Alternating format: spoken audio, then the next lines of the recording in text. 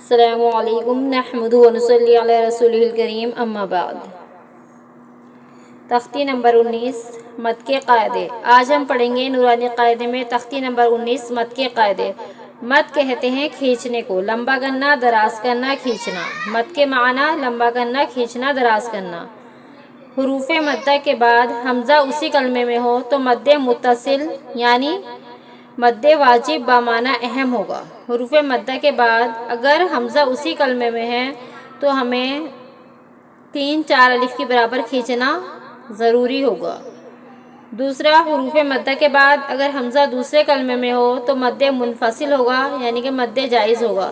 یہاں پر ہمیں 2-2.5 الف کے برابر کھینچنا ہوگا۔ حروف مدہ کے بعد والے حرف پر اگر جزم یا تشدید ہو تو مد لازم ہوگا۔ یہاں پر ہمیں 4-5 الف کھینچنا ہوگا مد لازم میں۔ ایک الف سے زائد کھینچ کر پڑھنے کو مد کہتے ہیں۔ مد کی یہاں 3 قسمیں بتائی گئی: مد متصل، مد منفصل، مد لازم۔ مد لازم 3-4 الف، مد متصل 2.5-3 الف اور یہ مد منفصل 2-2.5 الف۔ آئیے پڑھتے ہیں تختی۔ اعوذ باللہ من الشیطان الرجیم، بسم اللہ الرحمن الرحیم۔ مد متصل جاء، سیئت، سوء۔ مد منفصل فی امرنا، لا الہ انا انزلنا۔ مد لازم الآن حاجوک والصافات۔ ہجے کرتے ہیں۔ جیم الف زبر جا، حمزہ زبر جا، سین یا زیر سی، حمزہ تا زبر سیئت، سوء، سین واو پیش سو، حمزہ پیش سوء۔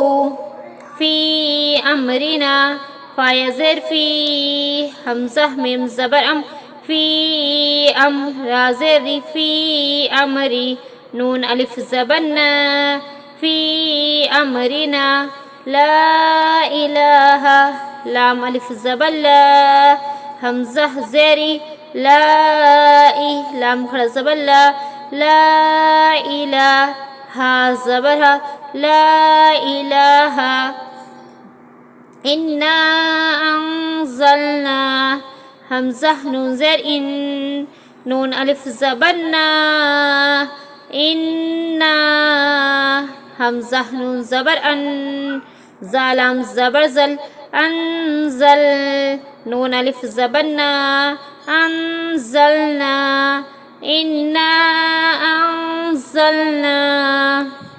الآن، حمزہ لام کھڑا زبر آل، حمزہ کھڑا زبر آ، نون زبر نا، الآن، ہا جیم زبر حاج، جیم واو پہ جو، حاجو، کاف زبر کا، حاجو کا۔ والصافات، واو صاد زبر واس، صاد فا کھڑا زبر صاف، والصاف، فا کھڑا زبر فا، والصافہ، تا زیر تی، والصافاتی۔ جاء، یہاں حروف مدہ الف ہے، الف سے پہلے زبر ہے، الف مدہ ہوگا تو حروف مدہ کے بعد حمزہ اسی کلمے میں ہے اس لیے یہاں مد متصل ہوگا۔ سیئت، یہاں یا ساکن سے پہلے زیر ہے یا مدہ ہوگی تو یا مدہ کے بعد حمزہ اسی کلمے میں ہے تو یہاں پر بھی مد متصل ہوگا۔ سوء، واو ساکن سے پہلے پیش ہے، واو مدہ ہوگا، واو مدہ کے بعد حمزہ اسی کلمے میں یہاں بھی مد متصل ہوگا۔ ان سب کو 2.5-3 الف کے برابر کھینچ کر پڑھیں گے۔ فی امرنا، یہاں یا ساکن سے پہلے زیر ہے یا مدہ ہوگی، یا مدہ کے بعد حمزہ دوسرے کلمے میں، فی الگ کلمہ ہے، امرنا دوسرا کلمہ ہے تو یہاں یا ساکن یا مدہ کے بعد حمزہ دوسرے کلمے میں ہے اس لیے مد منفصل ہوگا۔ لا الہ، یہاں الف سے پہلے زبر ہے، الف مدہ ہوگا تو الف مدہ کے بعد حمزہ دوسرے کلمے میں، لا الگ کلمہ، الہ الگ کلمہ، تو اس لیے یہاں پر مد منفصل ہوگا۔ انا انزلنا، انا میں حمزہ سے الف سے پہلے زبر الف مدہ ہوگا۔ الف مدہ کے بعد حمزہ یہاں دوسرے کلمے میں ہے، انا الگ کلمہ، انزلنا الگ کلمہ، تو اس لیے جب حروف مدہ کے بعد حمزہ دوسرے کلمے میں ہے تو یہاں پر مد منفصل ہوگا۔ ان تینوں کو کیا ہے، دو ڈھائی الف کے برابر کھینچ کر پڑھیں گے۔ آنا یا کھڑا زبر کے بعد، کھڑا زبر حروف مدہ کے برابر ہے، تو کھڑے زبر کے بعد حمزہ کیا ہے یہاں اسی کلمے میں ہے، کھڑا زبر ہے، اس کے بعد جزم ہے۔ مد لازم کی کیا تعریف بتائی تھی، حروف مدہ کے بعد والے حرف پر جزم یا تشدید ہو، تو یہاں حروف مدہ کے بعد والے حرف پر جزم ہے تو یہاں مد لازم ہوگا۔ یہاں حروف مدہ کے بعد والے حرف پر تشدید ہے تو یہاں بھی مد لازم ہوگا۔ یہاں حروف مدہ کے بعد والے حرف پر تشدید ہے، یہاں بھی مد لازم ہوگا۔ مد لازم کو 3-4 الف کے برابر کھینچ کر پڑھنا چاہیے۔